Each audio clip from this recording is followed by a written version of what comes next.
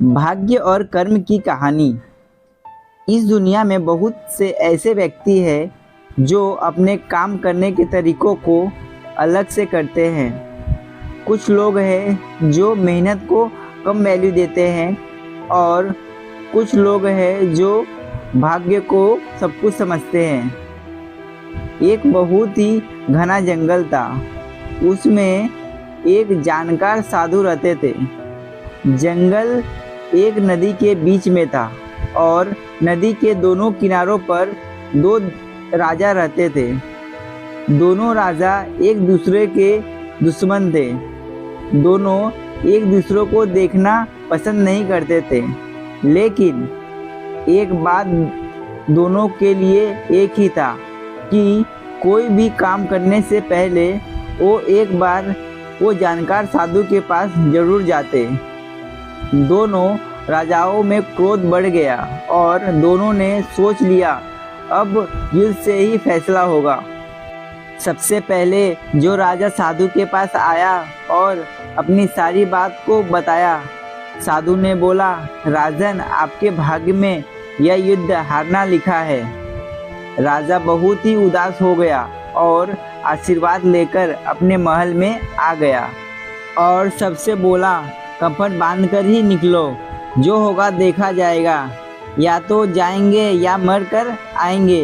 दूसरी तरफ दूसरा राजा आया और साधु से पूछा, गुरुजी, मेरा क्या होगा?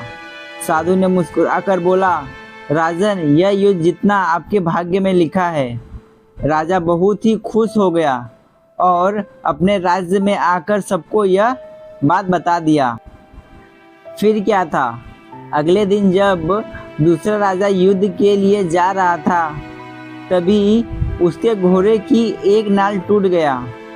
मंत्री ने बोला, राजन, बदल लो, लेकिन राजा को बहुत ही घमंड था। उसने बोला, हम तो युद्ध जीत ही रहे हैं, फिर चलो कोई बात नहीं। राजा युद्ध में पहुंच गया और दोनों तरफ की सेना एक दूसरे पर टूट गई।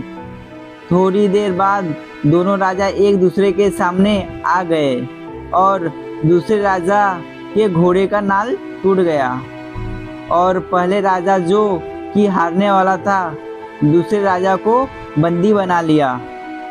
जीत के बाद पहला राजा साधु के पास गया और बोला, आपने तो बोला था मैं हार जाऊंगा, लेकिन मैं तो जीत गया।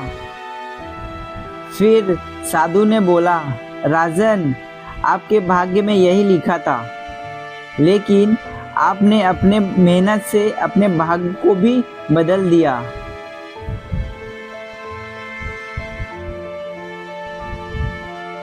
तो दोस्तों, इस कहानी से हम लोगों को यही सीख मिलता है कि भाग्य भी उनके साथ होती है जो लोग मेहनत से काम करते हैं।